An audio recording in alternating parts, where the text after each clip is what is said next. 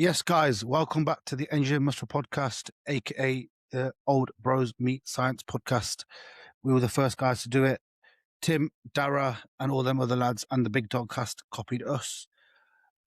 Yes, and they're trying to give me stick for not having a microphone and a camera, but our setup's actually better than all of theirs, and we get more views. So thank you for tuning in. Please like, comment, subscribe. And everybody should be impressed with the quality because we've all got fucking cameras now. Every Mike's fucker's not got going a to get any camera. Christmas presents now just because of fucking Riz and fucking Dara, little leprechaun. I had to buy an expensive camera. How much was that camera deck? £107.99. That's not a lot for you, bro. You got Dollar-G. Yeah, but bro, look at the wrinkles it shows up, bro. Yeah, I know you stole that. I can't believe you want us to buy £500 cameras just so Gee, I wanted you to buy the £500 so when you do your vlogs, you know, when you're in the fucking car. Yes, guys, I want to, you know, them really car fucking vlogs. Hey, people love car vlogs. People fucking love These them. car vlogs, his kitchen table vlogs. I mean, the problem is you just look like a little bit of a prick holding this thing up, like talking to yourself, spinning around like a knob, you know what I mean? Listen to that Listen, life, he likes it. He likes being filmed. He's couple of terms with it. He's famous now, isn't he? Yeah, He's changed, he's rich. loves it. He loves it. Gee, I told you to get the camera because I was going to pay for it, but you obviously got funny about it. Yeah. It was just a random Saturday afternoon at 2:00, right, lads? That day. It wasn't even nice. He was so aggressive about it. He was like, "Dude, he's buy this fucking camera now. I'm sick of the fucking people showing me." Honestly, I was on my way right for 9 minutes on a sunbed and it ruined the entire fucking sunbed for me. I was just going for a peaceful 9 minutes. And I would think, well, why am I just going to pay £499 for a fucking camera? You like, let me use. Listen, well, that day, I went there, goes, they're all testing me. I go, he told you to get the fucking camera. He told you to get a fucking camera. Camera. I go, I'll fucking pay for the fucking camera. I goes, Dara's messaged me. Tim's fucking messaged me. I goes, I just want the podcast to be good again. Because we've been trying. He said, I want you to get noise cancelling microphone so we can't hear everything your whole fucking street is doing. And then he said, and your shit £10 fucking headphones. So I said, mate, they're corporate bad boys. What are you talking about? I messaged Ben the other day at like 1 o'clock in the morning. I goes, you little fucking prick. I goes, me and you could have done big products. We could have released a pre-workout called Turbo Diesel. But I goes, you know what? Fuck yourself now. I hope your arm falls off, you prick. And he's messaged me 3 o'clock. He goes, you fucking sent me this for that stupid o'clock. What a knob. Anyways, let's get, but we're not going to waffle as much about ourselves this week, are we? I won't talk as much as I did last time, so we'll just go through questions. Right, let's quickly talk about the Arnold at some point. Yeah. Let's talk about Arnold right now. Nick Walker got absolutely fucking robbed. On what planet does Andrew Jack ever beat him in a side shot or most muscular? Makes no sense. My brother listened to me. But don't be racist. Just because Andrew's black, he's white. Like, don't be favoritism. I know what you're like. Don't be racist, Riz. No, let's be 100%. Let's have some parliamentary procedure here. Let's be honest, yeah. Shape wise, when Nick Walker walks on, it's not a very nice silhouette. You show all of them pictures to Hilly's mum or Hilly's dad, 100% they'll all say Nick or Haddy. Not Nick. They'll say Andrew Jack or Haddy. Or Martin. Yeah, no one will say Nick Walker. A slot will. People would say like take Prince Nastim as an example. He's the best to watch when he boxes. It's fun, it's flirty, it's sexy, like moves around a little bit. But the cunt gets knocked out. I think the bit that we don't see is, I imagine on stage when they're moving, right? Nick doesn't look like he does. When we all see, I know you're watching people watching the live stream and stuff, but I just have this in my head, I imagine when you're there in real life, Andrew Jack just being more mind-blowing overall because of his shape. Do you know, when you can see everything on the stage, how he looks, how his silhouette looks compared to other people? Because you're looking, yeah, they're analysing the physiques, but you're looking at the big thing for me anyway. That's why, because you're right, Deck, when you're looking at it, like, I'm a fan of them all, but looking at the shots, I was like, fucking Nick looks insane. I don't deny that.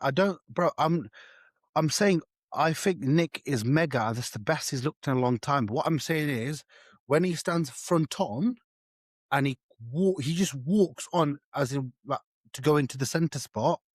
His physique is like this. Yeah, but I think I agree with that. Like I wouldn't because I'm a meathead, but I understand why people would rather look like Andrew. But if that's the case, just change the rules that you're being judged from the moment you walked out to the aesthetics. You're being judged from the second you're on stage, all this sort of stuff. Because with the logic they use shot for shot, because they have to almost manipulate the scoring because it's done shot by shot to go towards what they want to see. And I get that, but obviously that Jim Mannion or whatever his fucking name is, Tyler Mannion, he put a Tyler video Mannion. up, and like to say that Andrew has any chance of beating Nick on a side pose or a most muscular is retarded. Andrew can hit a side pose to save his life. Yeah, he can't, and he's not as good in the ham. The most muscular compared to some of the bigger guys. So I think if they were to change the rules and say, look, you're judged from the start to finish, aesthetics matter, shape matters. We will give points in this period of time when you walk out whilst you're doing your quarter turns, but then so be it. I get it. I think Luke's just put in the group here. So Nick wins the Frank Columbo Most Muscular Award, but loses the Most Muscular Shot. How did that work? Yeah, make any sense. No. Yeah, what I'm saying is though, yeah, if you were to do it, look, I think people need to understand that none of us are taking sides. We're not fanboys. We're just generally fans of the sport. I think shot for shot, Deck's completely correct. Shot for shot, that car has better parts on every single angle, but a Lamborghini is still a fucking Lamborghini. Yeah, I get you. Yeah, I get you. But I think Nick plays to wit. Like from a bodybuilding standpoint, Nick's almost unbeatable if they use the traditional scoring in most lineups because of I get it when he's relaxed and he walks out, his waist massive, his legs look narrow, but his legs were up this time, and in the shots, in my opinion, he's unbeatable. My thing as well with Andrew Jack, his legs are still so fucking not great at all for me. When I look at him next to Nick or Harry, I'm just like, they give away so much. I know the upper body's fantastic, and I know overall it looks great, but when you stood next to fucking Nick's legs, I'm like, you're so out top to bottom for me. It's not fucking great. I tell you what was nuts as well. When they said, how do you never win a single shot? I thought I was saying, you lot smoking crack as well? Because they said that, the ab and thigh Nick gets destroyed in. Yeah, but they gave the ab and thigh to Nick. That's what I'm saying, that it doesn't make sense. In the front lat spread, Nick gets, that's not a good shot for Nick. But when it comes to the back double, bro, his back double is probably the best right now in the world, in my opinion. Yeah. Because of the hamstring. And I heard one of the after YouTube guy said, oh yeah, well, Nick doesn't win it because his back. I went, bro, the back shot itself, you put all of them backs next to Ronnie, his is the most like Ronnie's, because it's complete from bottom to top. I think his back's shaped really well, and it's dense enough to win shows, but not too dense where it blurs all the detail. Do you get what I mean? Like it's like shapely for me. His actual back I'm talking about, not just the back. Bro, Nick's entire back is smoke. What about Mike the fucking badass, whatever it is, missing the fucking win? I just don't get how you can be that fucking retarded. Like, no, I just don't understand it. So I watched the podcast earlier on, and they were talking about it, and what they're saying is because he made the rule now in the Olympia is when you have your weight, carries that's over. Your weight apparently for 3 months for 3 shows. Yeah, but they bring you in again. They will measure you again. Mike obviously weighed less. Sorry, he heighted less again. They've gone to this show with the process. Oh well, I'm going with my sports massage guy. We're going to use the table, and they were going to make the cap above. Hence why he was 7 pounds over, because he was trying to get into the cap above. Right. So they measured him. So was he? So am I right in saying though he was actually the height? They just didn't let him measure again. No. What I'm saying is when he went to this show to measure, he was the same height as the Olympia again. Oh, I heard that he was promised a backhander. They would let him height in again. So he was working under the premise he could be 7 pounds up. He got there and like, yeah, you ain't heighting in. Sorry, bud. You're done. I'm sure that they have to height everyone in for classic. Okay. And I'm assuming he's gone there and he's 7 pounds over because they thought on his extension table thing he's going to come in taller. But it hasn't happened. And then on top of that, he's checked in late as well, so you're not having enough time to drop 7 pounds. Can't believe he just didn't ask to see if he could do the open and just load up all night. I didn't get it. But it does show you, doesn't it, how fixed it is, because the best look he's ever had on stage was a technically a legal look. But also, what did everybody say every time he was on stage? How the fuck Massive. did he make his weight? That's all everybody ever said. So it was clearly there was something going on there, because he looked 10 pounds more muscular than everybody in the lineup. It's funny how the year Chris Bumstead leaves, all the captains come into place. Yeah, you leave Seba out your mouth, bro. Because every year when he was doing it, the cap was getting higher and fucking higher, bro. Was it It's a shame. There was anything more exciting, was there? Martin is hated by the whole world in bodybuilding, now dropped by every single sponsor on planet Earth. Yeah, dude, hasn't the whole social media world just become obsessed with that topic? It's all I've seen on Instagram. I'm like, give it. Same gay, man. People just don't understand. Like, look, Martin, if he is an elite athlete. Like, he has played high level American football. Like, he is a competitor. Like, I get it. You're emotional. Like, it's cool. If you hate someone, fucking hate them. Punch them. What's the problem? I don't get it.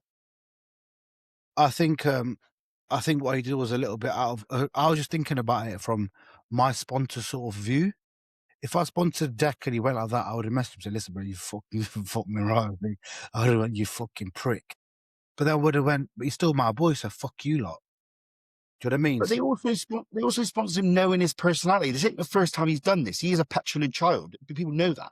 And no publicity is bad publicity. Surely, like, it's not going to harm the fact that it's not going to harm his sales or anything like that, is it? Do you know what I mean? Like, and there's a massive demographic that hate Nick, isn't there? So it could be a positive. You have more people flow to view because they don't like Nick. Well, everyone's speaking about 24 hours.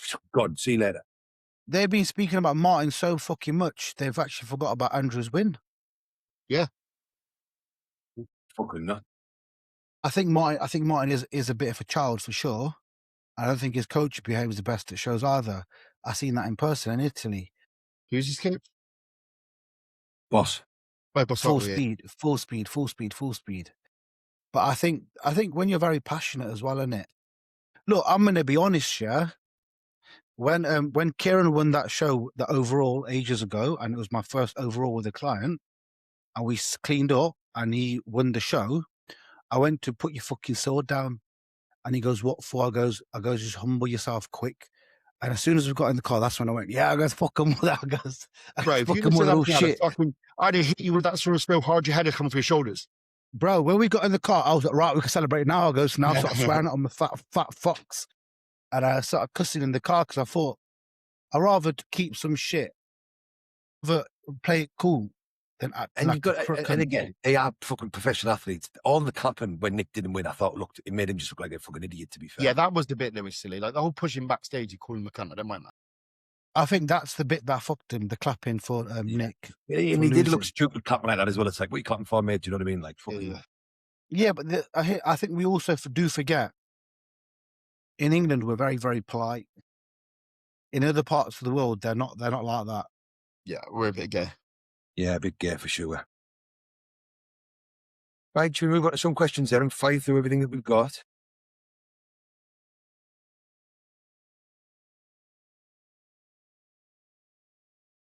Who's going first? One thing 100% would improve most bodybuilders' lives. Another great question from Jack Kinsley Clough.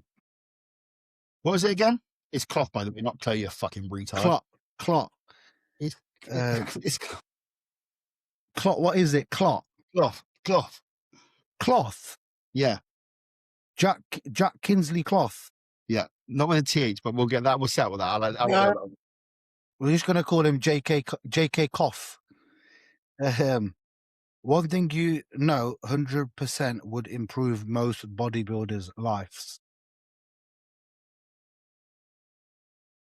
Most sleep apnea, CPAP.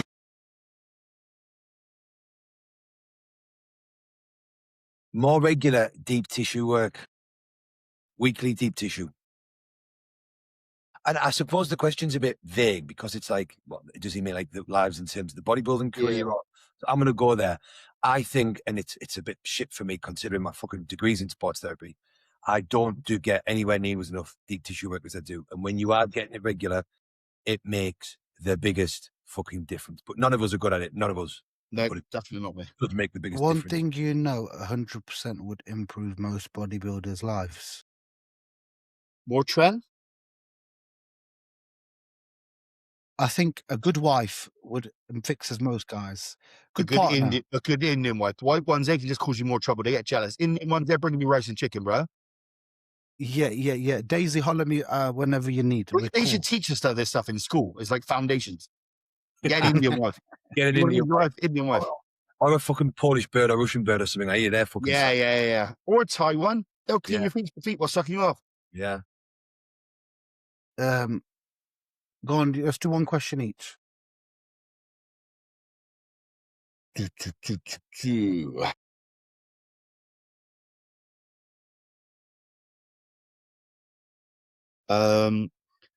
Top 3 drug experiences. Doesn't have to be PEDs alone. Hilly must have some great stories to tell. 3 drug experiences. His body's fucked, mate. A notable one in my mind is when I first started using GH and Lantus together. That was like a real, like, what the fuck? Like, for fullness. Say that again? We were like, a notable memory is when I started using Lantus and GH together. That made a big difference in my physique. And I was like, now it makes sense how some cunts look like they walk around 3D and blow it up with a balloon. Do you know what I mean? That was a big one for me.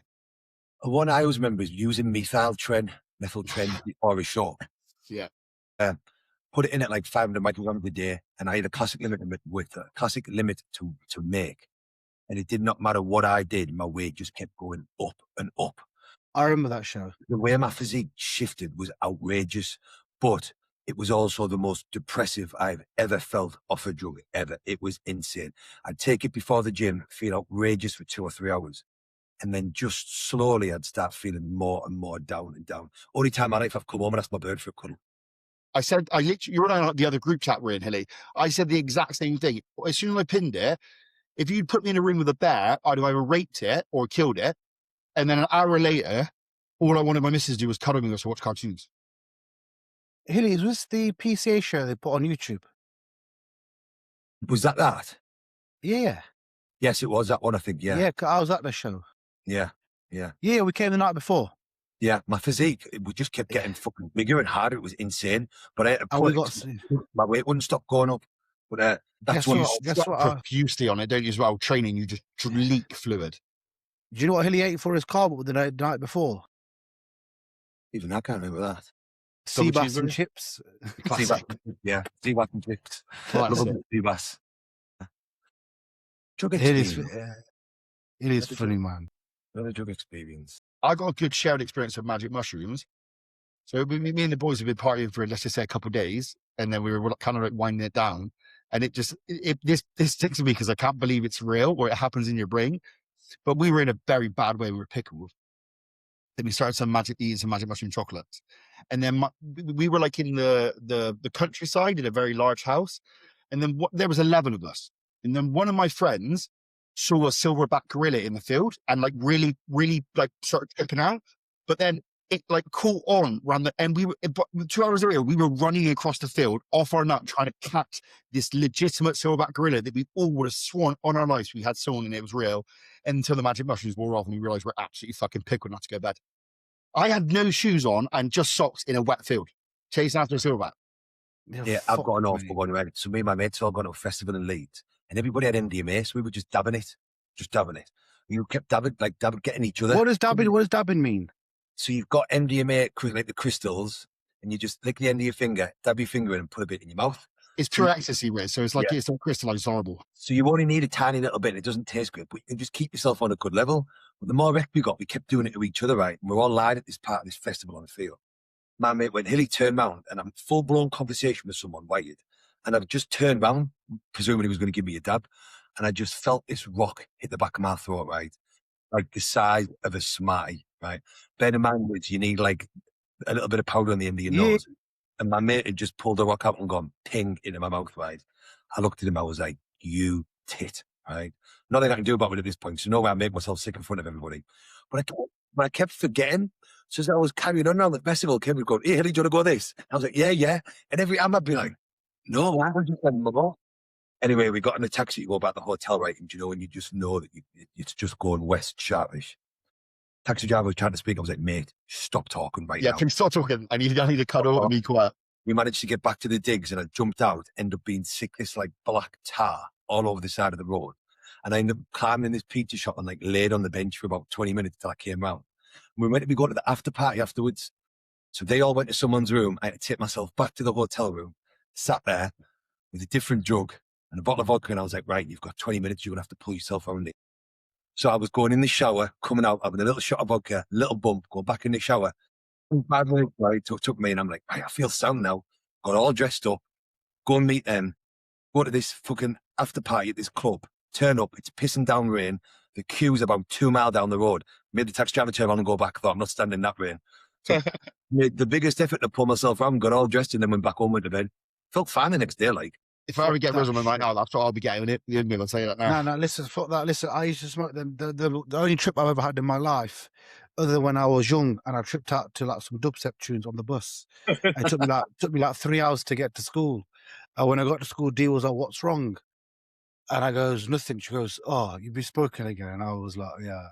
And I was just mashed up. But when you're there, your body's there. Yeah. Do you know what I'm on about? I was walking to the shop, yeah. I'm walking to the shop, but my body was still like, at the bus stop. It was fucked. But then it happened to me when Dee was poorly, and Barmer got her the THC gummies. Remember to help her eat some food. I remember I started smoking it loads, and I was eating them as well. And one day it didn't work. Steve's like, "Fuck this! I'm going upstairs." I went, "All right, you go." And I goes, "You go." So I'm smoking this thing called Gorilla Glue, yeah? Mate, fucking hell, bruv. I look at the telly and bear in mind, it's been like 3 months, Dee's got better and I'm still burning this stuff, yeah? And every night I do this, I smoke the stuff and I'll watch, like music on the telly, watch music, yeah? I like to listen to music. It sounds quite nice for an hour every night. That was my routine. Smoke the ting, eat a meal, work with Nathan Harmon, and I'd watch telly, yeah? And I remember looking at the telly, it started flashing, and I thought, huh? And I thought, that song doesn't normally flash. So I looked at my phone's not flashing. I thought, well, telly's broken then, isn't it? Turned telly off, turned it back on, and it's fucking. And I'm like, what the fuck? And I looked at the phone and goes, nah, it's got to be the telly, right? Because my phone is just normal. And then I thought, I'm about to trip at a different level right now, yeah? So I got my headphones on. I think for 3 hours, I was just drawing on the whiteboard and I was making notes about the cars I was going to sell. Drawing hieroglyphics on a whiteboard. I was fucked. Then Dee woke up next. She goes, "What's all this?" And I goes, "Oh, I was working out all the car sales." It's fucking nuts. And after that, I never touched it again. Mashes me up, bro. I can't handle it. I get paranoid. I hate it, man. Yeah. I used to smoke a lot when I was young and now I just can't stand it. It just turns me into a fat, greedy monster straight away. And I feel terrible the next day. Yo, be 100% honest, though. On that shit, food tastes unfucking real. Bro, I could eat on that. I used to eat Hilly, Nathan Harmon's diet plan. And his last meal was like 300 grams of raw weight beef, fucking, and it was eat what you want afterwards as well. So I would eat his whole meal to then just eat more food. Fucking mega. Question. What specific test should you get done for your first ever blood check as a natural? Full panel. Full panel. You want everything checking, all your organs, your hormones. You want it to be as extensive as you can, in my opinion. Just because, for one, you want to know that everything's good to start. And for two, you want to see if it's not, what maybe needs to be rectified. So for me, you should check everything in an ideal world before you start. I always check everything. I choose the highest one. Is it called Athlete Sport Plus or some shit? Yeah. And one Sports Plus, yeah. Yeah, one that I often get clients to do, Medichecks do an advanced TRT plus that I think is pretty good. And it's about 149 quid, 139 quid. That for me covers everything that I would want to see. Yeah, the advanced ones like the sports one and that, they do cover more. But for me, that advanced TRT plus one covers everything that I want to see. Do you know what I always think in my head? I look at the price, I'm like, well, that's 200. The one that I want's 250. I might as well get 250. I might as well see what my T3, my T4, my TSH. I don't need to know what my vitamin D is, but fuck it, we'll just find out. And often it's good data. Question is? He don't need bloods. He said he doesn't like data.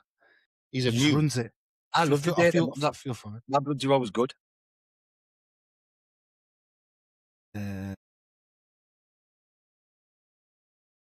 I tell you what is amazing. You know, as your body gets more healthy, how much more progress you make in the gym. It's absolutely mental. Any advice for those who train fasted first thing in the morning? Pre-bed, big meal. Yeah, hydration is key. Fluid. Salt water as soon as you wake up, biggie. Yeah. And like we says, put your carbs before bed. Whether you diet, it doesn't matter whether you diet in the off season, you want a bigger hit of carbs before bed. And then it's about whether what you can digest on the morning or what you can't. Where's Riz gone? What you can digest or what you can't. Some people can get a small meal in. For me, I would just rather not eat. So I'll have a larger carb meal before bed. And then as soon as I get up, I'll make a litre of water with some sea salt in. And then I'll start with essentially amino acids, 20, 30 grams, some cyclodextrin or similar, some creatine, some taurine, and that'll be in another litre. So I've more or less had 2 litres before I've even got there, and then I'm sipping some carbs while I train. But everything else is pointless unless you've got enough fluid going in here. Yeah, I believe the exact same. I have to have a big carb meal before bed if I'm training early in the morning. I have to. Would you wake up a bit earlier, mate, and get a meal in? See, that's what I mean. Depends on whether. See, for me, eating early in the morning tends to be sluggish for some people as well, doesn't it? Cost of dehydrated. I can train quite close to the gym. I can eat quite close to the gym now. It's actually quite nice. Yeah, I can ruin my session if I. Now I've got to be about 90 minutes before the gym. I like to eat minimum. Any closer than that, and it doesn't matter what I eat. Just sit. Good question. Biggest lesson you learned, but the hard.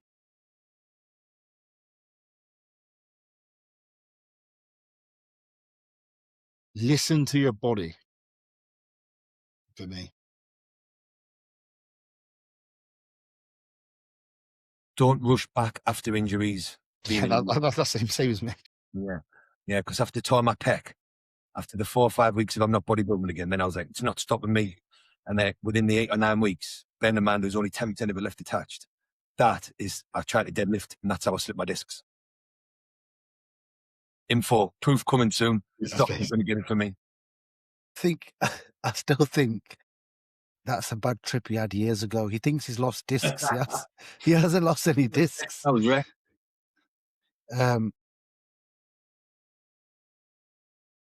The biggest lesson for me is it has to legit be the blood pressure thing.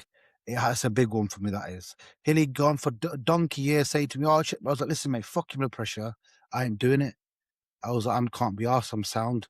And for years, I think it's been 150. I think it's been like 150 over 90 for like a good 3 or 4 years. See, Riz barking on about data now all the time. Data. He never used to want to count his steps. He never used to want to do his blood pressure. He never used to want to do his blood. Fuck that, Hilly. I'm not doing that shit. It's too much of a ball ache tracking steps. Yeah. He has blood pressure.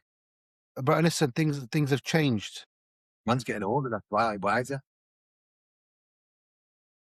Listen, even the vape, yeah. Sometimes I'm sitting there. You know what? Recently, it's been getting a lot better. My vaping habit, yeah. Because often it's just like that. It's such a bad fucking habit. It's such a bad habit. It's just a habit. I challenge you, Dec. I challenge you to quit that.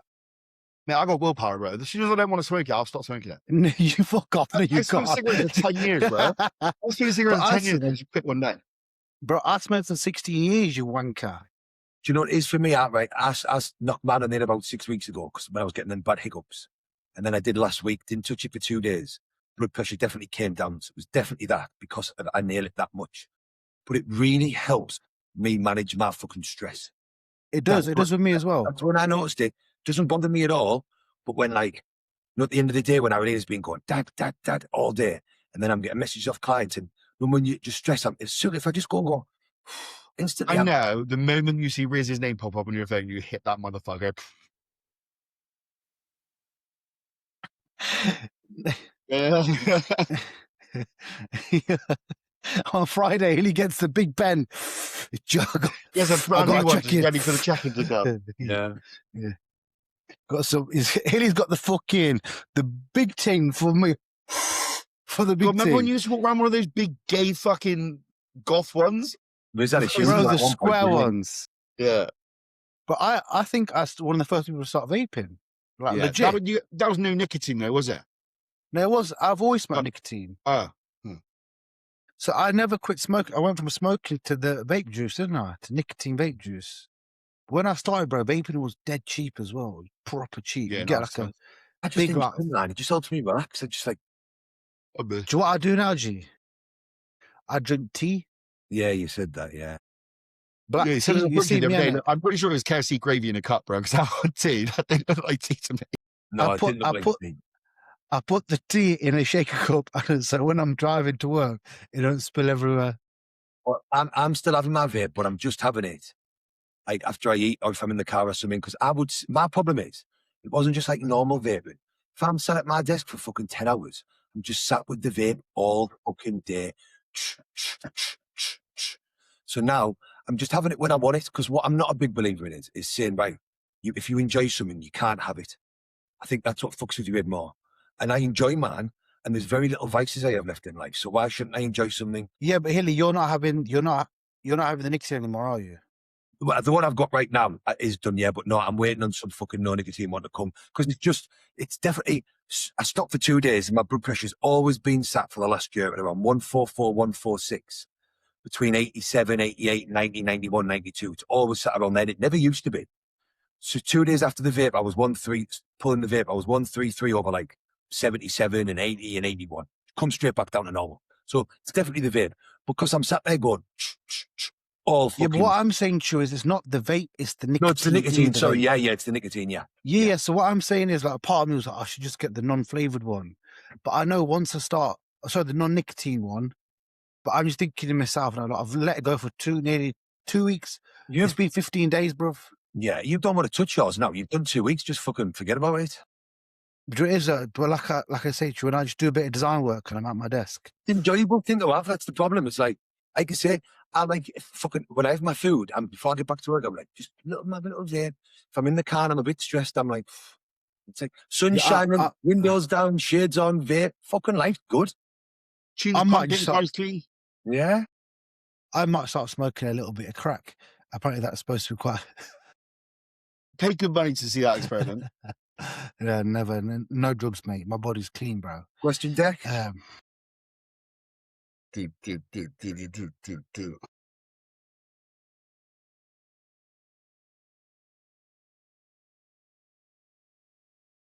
If you could go back to the start of your bodybuilding journey, would you do anything differently?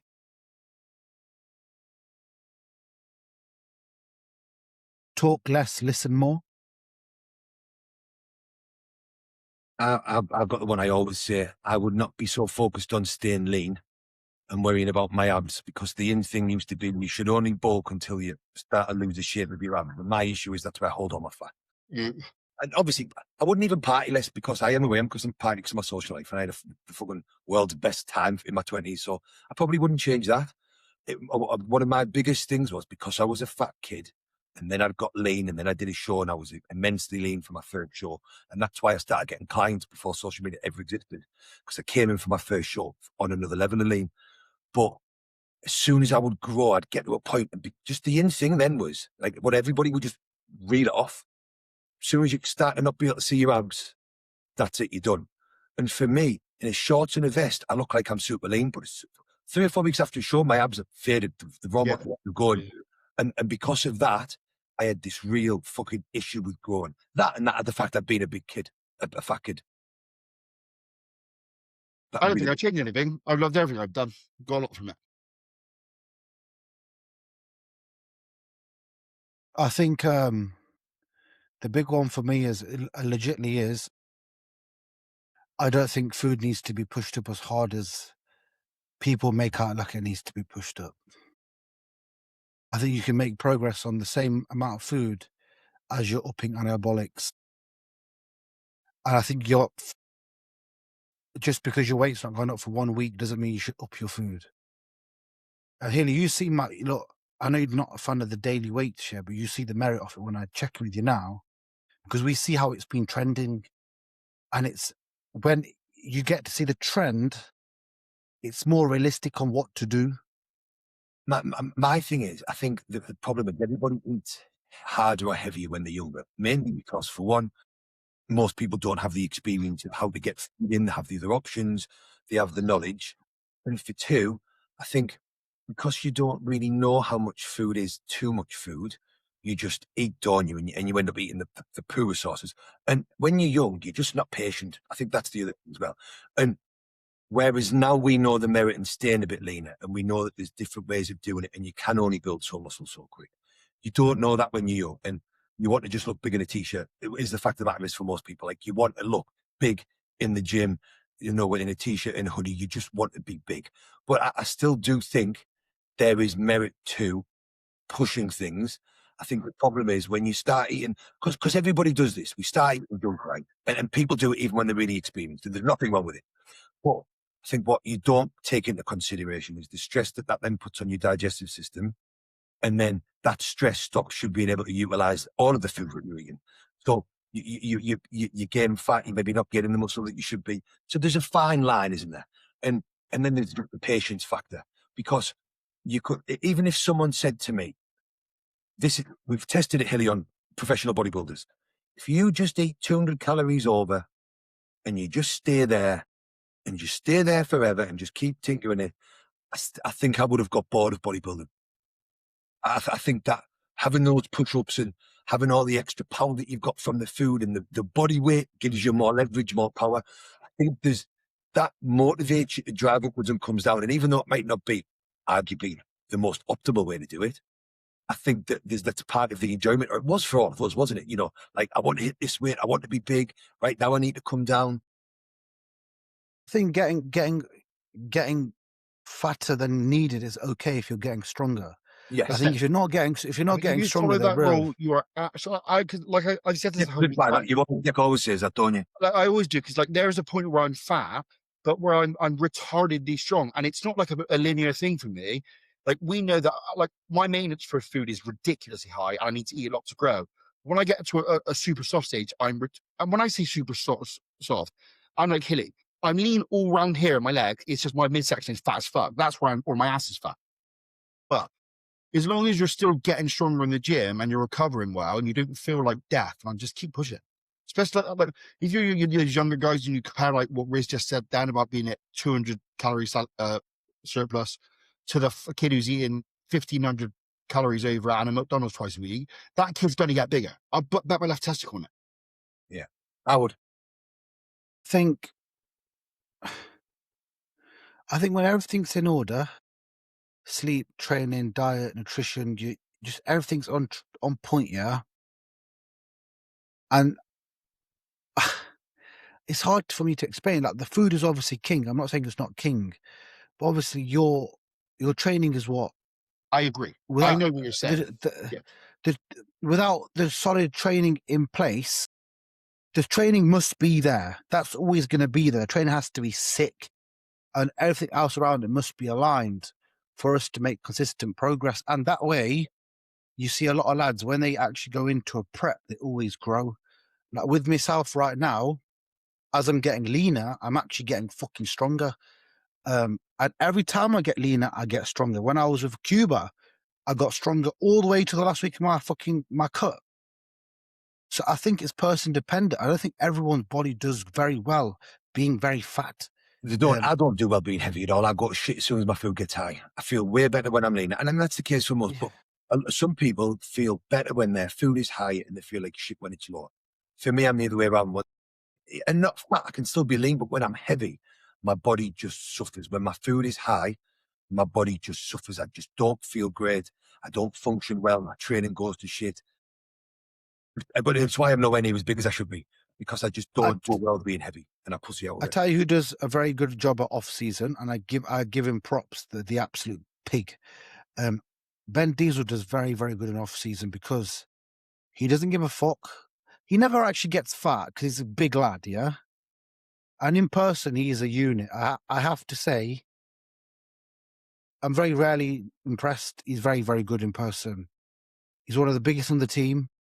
And I say that with my chest, honestly, and not the tallest either.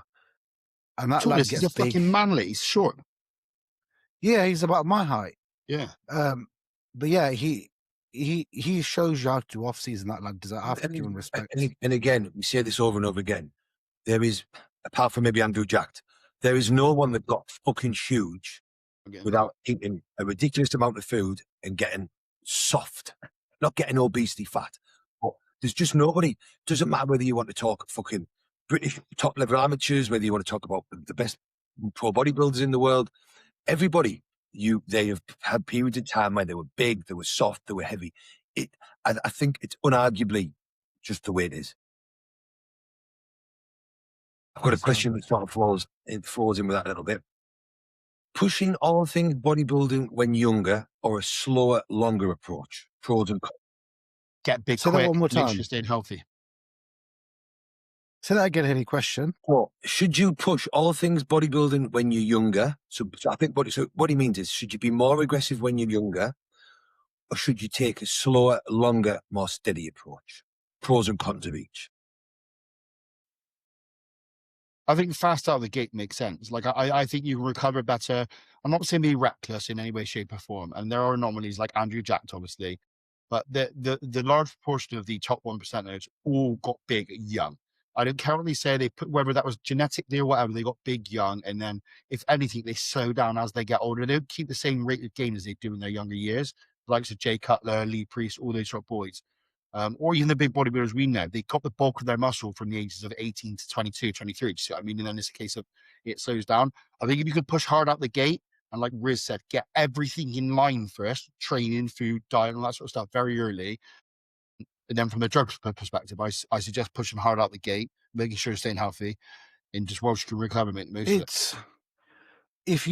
If you can be very honest with yourself from when you're young, and you genuinely have people around you say, listen, mate, you've got someone like Jordan Peter saying to you, mate, you've got great genetics, and you actually have. Or you have one of us say to you, mate, you've got fucking good genetics, and you think, do you know what? I'm going to put all of my fruits in one basket, then fucking fair fox. But I don't think a lot of guys, I'm not trying to sound like an old Mardy fart, yeah? A lot of guys push it when they're really young and they end up 35 with no misses, no kids, no nothing, and fucking job, and they're doing a broadcast job. And you're like, what did you get? Oh yeah, but I was Mr. Derby when I was fucking 21. Yeah, mate, pointless, bro. Nice. Dickhead. It makes sense to me to be more aggressive when you're younger, as long as you're not being mindless with everything else. Your body can simply handle and recover things much better. You haven't got the injuries, you haven't got the niggles, you're fresher. It's just a scientific fact. We all know that. You have way less life stresses. You won't have, or most people won't have a lot of bills to stress about, have to worry about children, family stuff. So you can just focus on meals, eating. You can just be more locked in. And like Dex says, fully agree with everything he said. Most people that we know got very, very big, did that. So it does make sense to me to come out of the gate hard, not being reckless, but being aggressive with everything, making sure that you are locked in, that you're pushing food hard, that you're spending more time growing than you are dieting, really nailing your training, not being worried about training too hard or being a funny. And then pushing the anabolics, but not sitting at 250 mega test and hoping that you're going to fucking grow. Like I see some kids doing that. I'm like, you're probably barely over natural range. And that's not saying be aggressive with the drugs. It's just being sensible and be having some guidance off someone and checking your blood work is just as important when you are younger as it is when you're older. But for me, knowing, having worked and currently work with people 18 and 19, 40, 50 and 60, once you get 30 plus, you're going to have way more responsibilities and more of your money is going to be taken paying for other things. You might have children, which means it's going to be way fucking hard. On top of that, you're going to have, if you've been training 10 years, however long, you're going to have more niggles to go out with. You might have developed digestive issues. There's so much causing you problems. And like, this is real world experience for me. It's one of the reasons I stopped working with AJ is because trying to do it, have an arena on my own for half the week and then cramming working was just almost impossible. I'm always some tenderness causing me issues, some problems. My blood work luckily is always fine, but it always has been. But everything else, there are obstacles in my way all of the time. So no matter what I do, any sort of successful growth period now is going to be a by the by. And I think that sort of start when you're 30 and it just gets worse and worse. So there's so much sense if you see yourself in bodybuilding for a long time and you want to take it all of the way, to be locked in and go all in. But like Riz pointed out, and I've been harped on about this to Riz when we first met, that doesn't mean not focusing on your career and not having all your ducks in order. And because what Riz is saying is putting everything into bodybuilding and not paying attention to anything else. There are very, very, very few people that make a living out of bodybuilding, and you can end up 30, 35 holding your dick in your hand with no money, no relationship, no education. At your mum's. At your mum's, fucked. And nobody wants that. All my clients that are younger, I'm like, listen, do not let this get in the way of having a bit of a social life with your friends, making sure that you're, focusing on your job, focusing on them, because bodybuilding isn't paying the bills for many people at all. It's as simple as that. And there is merit to, if you have a good job, you will have a stable life, then you will be able to constantly push bodybuilding throughout that. I also think, when you are younger and you're living at mum and dad's house, I look back now and I think, fuck me, life was good. Yeah, no bills. I'll give my mum and dad 100, 200 quid a month to stay there, whatever. We get my mum shopping, yeah. I didn't have to, all I had to worry about was my car insurance, filling the car, getting to work. I'd come back, chuck the fucking stuff. My mum would wash everything. My laundry would be done. My chicken would be made. Laughing. Mum didn't make my rice for me. All I'd do is put it in fucking bowls and eat the fucker. Life was so good. So easy. Even in my late 20s, when I had my second or third house, whatever it was, just me living on my own, my bills were like 700 or 800 quid a month for the mortgage, for everything then, which is insane thinking about it now. All I had to do was go to work, coach some clients, do whatever I need to do, train. I used to train twice a day because my NHS hours. Now I was like, this is fucking legit class. Whereas now I can barely sit down and have a chicken and rice meal. And even that hurts my engines. Bro, legitly, yeah. I run a supplement brand. It's all we do, gym, yeah. We just talk about it. I'm like, I'm in the gym a lot. I've only got an hour. Yeah. And I'm like, what have I been saying to you? I'm lucky if I've got an hour and a half worth of time in the gym. And my gym sessions are constantly stressed. And I'm like, hang on a minute. I've been doing this for what now? Over 15, 16 years. Like, I was helping people when I was at uni, just before uni, after uni. Part of my dissertation on my nutrition, part of my degree, I just handed in paying clients work. So I've been doing this for a long time and built a career and a pretty good one because I enjoy going to the gym. I love bodybuilding, the lifestyle, the experimenting. And yet now, every gym session I do is a rush. And it sounds almost laughable because it's like, well, you work from home, you can manage your own schedule. But just because of so many things going on and having an arena half the week and so many clients to manage, and all of that takes priority. So I'm like rushing. I'm saying to Sarah, I'm like, why am I fucking rushing my sessions? But it's all, isn't it? Yeah, but you have responsibility as well. Yeah. Do you know what I mean? Yeah, I had to miss my gym last night, so I didn't get shouted out by a 5'2" Indian man. Question, Riz? There's some good questions here. Has Hilly had any noticeable changes to the look related to the peptide self-study? I would say yes. Yeah, have you not seen his pictures? Yeah, like I said, and I've done a couple of videos on this now on Instagram. So I've been very, very impressed with them. And we covered this in last week's podcast as well. Very impressed with them. And I think the Motsi, the Retta, and the 5-amino all make sense together. I'm exceptionally impressed with them, to be honest. I just got some Motsi delivered from Delta today. Very, very. Since I've put in the SLUPP again since Monday, 500 mcg tablet oral and 1 mega Motsi. Again, I've dropped 2 kilos in 2 days. Hey? Yeah, you have. And you looked fucking good today as well. Very good. A little better. What 3 sups would you use all year round? GH, test, No, supplements. cardiac, nephron, hepatic. I would use the same 3. I'm care about my health. I can go without pre-workout, all that sort of stuff. That's what I do for. And nephron, I have to give it to the health range, right? I know Sam Brad Brandon going to be biased, but he'll need to see my blood markers.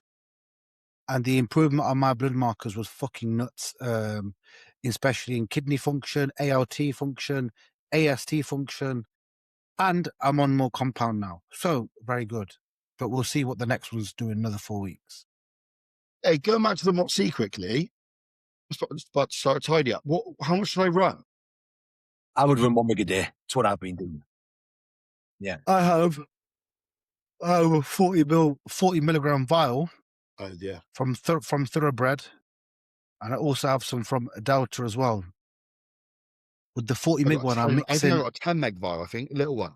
I've had some clients just do it Monday to Friday, and they still think they can feel the benefits over the weekend. I've had some clients take start. Some people have just started pre-workout just to get the boost from that, and then I'm going to taper up clients that don't take other things. Do you know? Just I'm big on using everything as a progression. Start, see what we get, and taper it sort of up.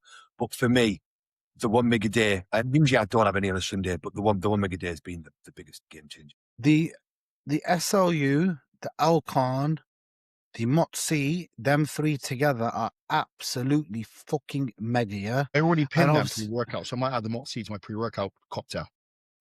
I take them all in the morning, pre-cardio. And I've been taking them with the Evo charge, and I can't lie, I've been pretty fucking zoned in. I'm only supposed to do 35-minute cardio. I've been doing 50 minutes like a fucker. Cause I just get locked in, and I'm not doing it hard anyway. Just walking, innit? My 3 supplements would be Trained by JPCV Burn, a magnesium supplement, and if I only had 3 at the moment, I'd probably choose dissolvable vitamin C, because my sleep is still fucking epic from taking that before bed. And I've had at least 5 or 6 people message me from listening to the podcast being like, Hilly, I've started doing that, and it's actually made a fucking big difference. I'm telling you right now, I'll send you some glycine. Yeah, don't worry, Jordan won't tell you off. I haven't noticed an improvement in my sleep risk using it pretty bad. You haven't? I have massively. I've definitely noticed. I think there's like fullness benefit, pump benefits in the gym for sure, because I take pre-workout as well. But how much you taking? How much you using? The scooper. You're not weighing out yet. You're fucking. Why are you such a fucking? Bro, I'm a man of efficiency. Bro, listen. I use 5 gram glycine in the morning, fasted, with taurine and all that stuff. And then Hilly, I'll relapse if you do that again. Riz, how long has this glycine been in for? You put it in on your birthday, didn't you?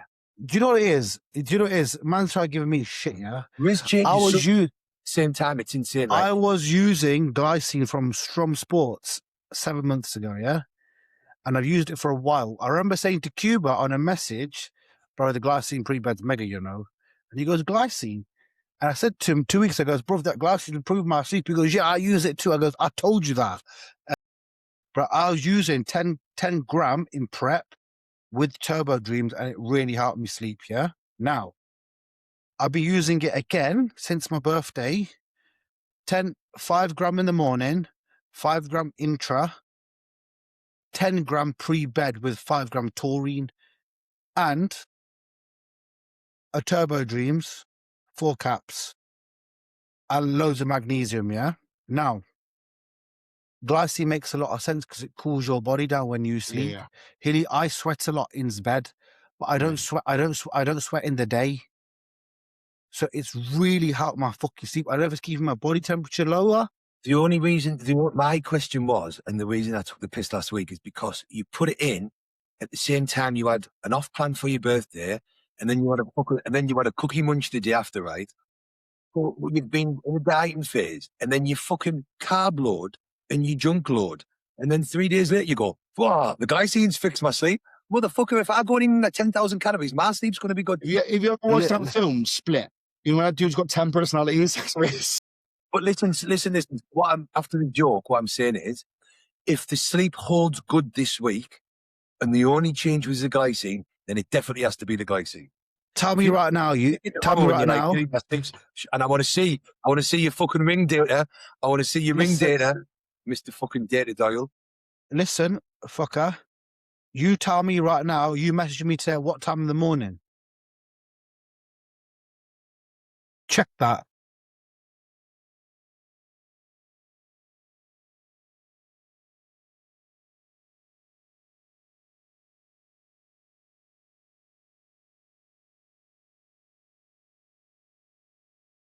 $6:37.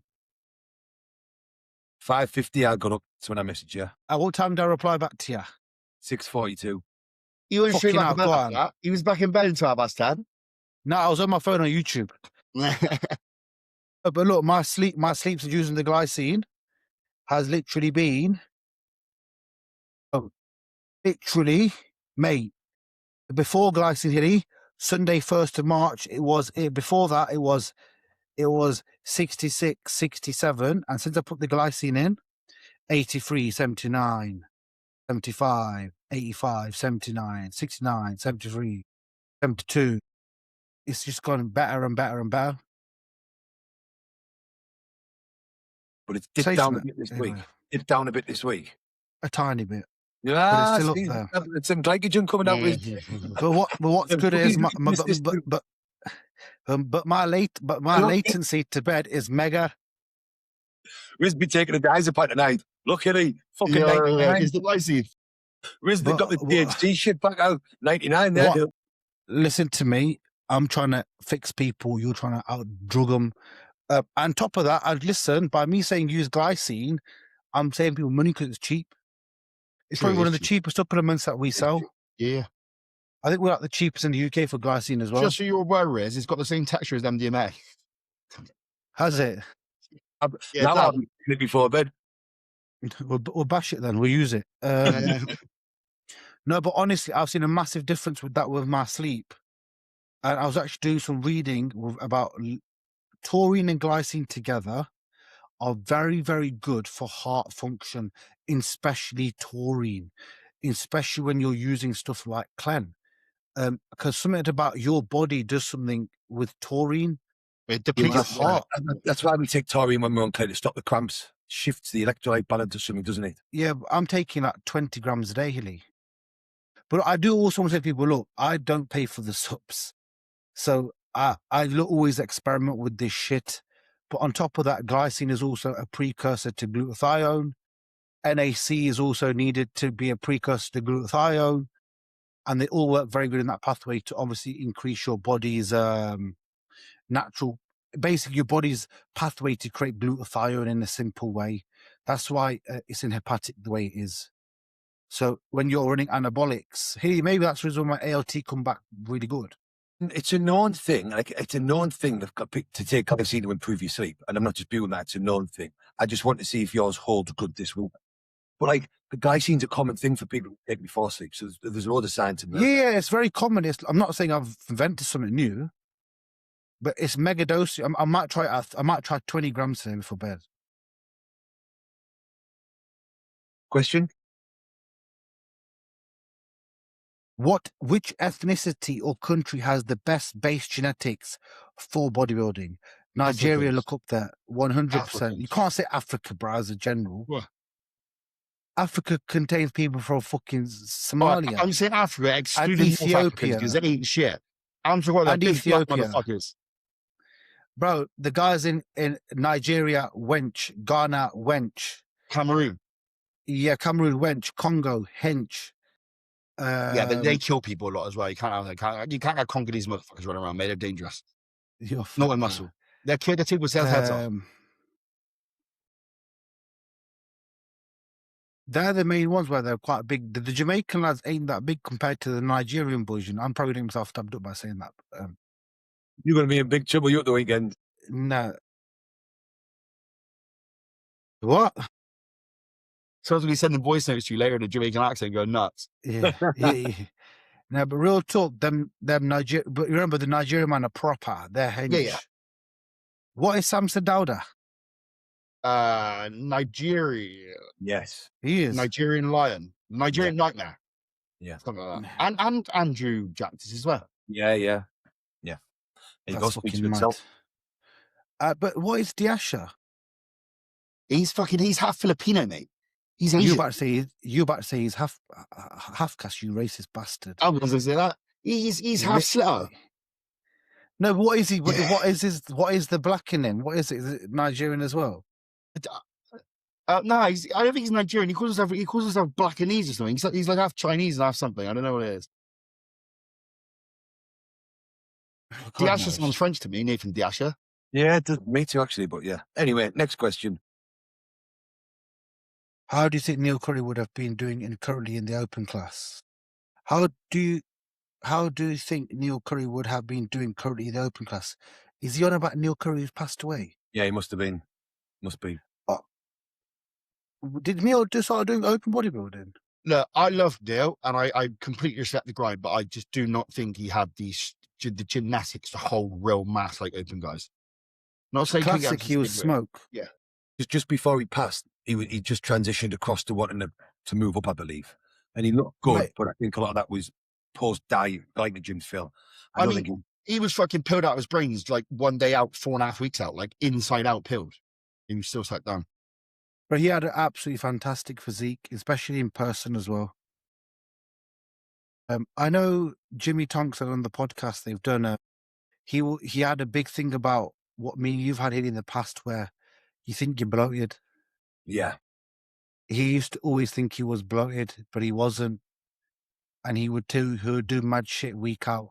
This is not inside information. Jimmy Tonks mentions it on podcast. He took shitting drugs, yeah, the day before the show, and he just went absolutely flat, lost all electrolytes, because in his head he had that mindset of my stomach needs to be flat. Yeah, God bless him anyway. That is all of my questions, boys. Declan, got any more?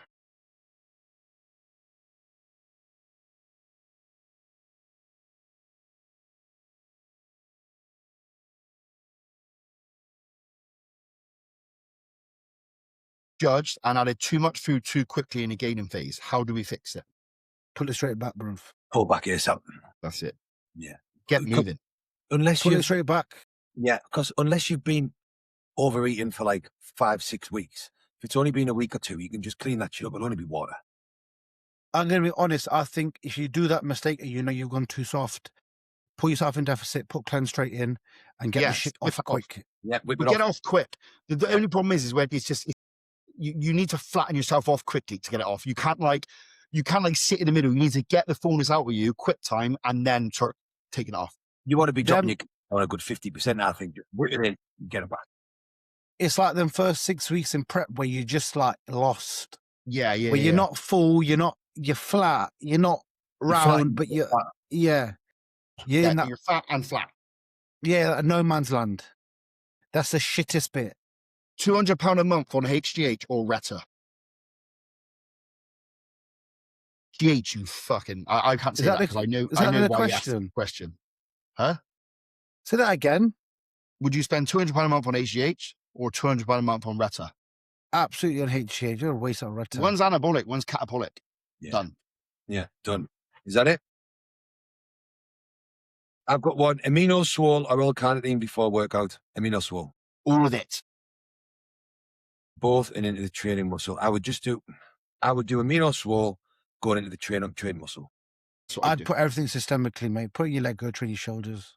Yeah, to be fair, I do that now. I just go straight at my ventral glute with all my pre-workout shots. Nice and easy. I find when I was doing everything intramuscular in that body part, I'd have this paranoia that there's something in my leg, and if I pressed, I'd break my quad. I was so paranoid. I don't like the feeling of it if you jab and then go and train. I don't like it. Yeah. And my biceps, I think, is okay. Biceps and peps, I like pinning in. Yeah. But yeah, honestly, do everything systemic. I bang all of my Alcon in my legs. My quads are literally made for L-carnitine and peptides. Both of them. Yeah, right at the top. I've got one. Top 3 movies or series. No Bollywood musical shouts from Riz. My favorite Banger. series. Legit, what's my favorite series? I'm watching it again recently. Go on then. It absolutely is one of the few things that makes me genuinely really, really happy, and that's Only Fools and Horses. I think it's absolutely brilliant. I can't, you posted that the other day. I was like, he's having me fucking on. He don't watch that. Bro, it is legitly one of my most favorite programs. Is that because you relate to the Gary episode? Which one's that? Indie guy on, and they think they can't say anything but Gary, so they just call him Gary. Gary. The seat guy. No, he's not saying. See, he's an Indian dude. As I was watching it the other day, and do you know what Dal Boy says to the little boy on the road? He goes, "Ian, I'd have 50p," and he goes, "All right, thanks." And he goes, "Yeah, go to the packy shop." And I was like, "That's mad! Different It's so world, mad, yeah. isn't it?" No, but obviously it was different then, wasn't it? It was different. It was okay time. then. Yeah, it was fun. Yeah. Yeah, but I actually think going back then, the life was probably a lot more enjoyable. I think You say what you 3 want. very good seasons to watch. If it would be Breaking Bad, Sons of Yes. Anarchy, and Power. All of the Power seasons are sick. For me, a film, Man on Fire. Unbelievable. What a film! Yeah. It always makes you cry. Yeah. There's a TV Never series watched called- it. No, Riz. Oh. Fuck right off, mate. You don't know who Gracie What's is? it called? Man on What's it called? Fire. Are you with Denzel Washington, mate? Is like one It's of the greatest amazing. films ever. Man on Fire. What is wrong? Training Day, also one of the best films ever made. I've not watched that, G. No, What? you need to put it on your watch list at the very fucking top, bro. It's life changing. I reckon it's one of the best films ever made, Man on Fire. There's a TV series called White Collar that I'm a huge fan Yeah, of. seen that. Huge. Yeah. I think about D this- watches that. Yeah, it's about this good-looking guy who's a con artist, and he ends up putting to work for the FBI and con and stealing from the big IRS. Mega series, mega. And now like Sons of Anarchy as well. It's very good. What movies? Movie that for me has to be Bloodsport, bro. I could watch that 100 times. I'm a movie whore, mate. I just love. I love films. I think my favorite films have been Pulp Fiction, Snatch, So And- just- The Gentleman. The Gentleman's good. That's I've amazing. not watched all 3 of them. I'm not a film Oh. person, bro. God. You got well, start with Snatch, then go Pulp Fiction, and then go The Gentleman. What's your all-time favorite movie that you could watch over and over? Just one. Paid in Full. I watched it 500 times. Have you ever watched it, Rez? No, Oh, mate, you'll love it. It's about gangsters in Harlem. Like it's good. You like it. but I reckon I've watched loads of these movies probably at home, bro. My brother and dad You watched must loads. have Of done, movies. otherwise you've had a deprived life.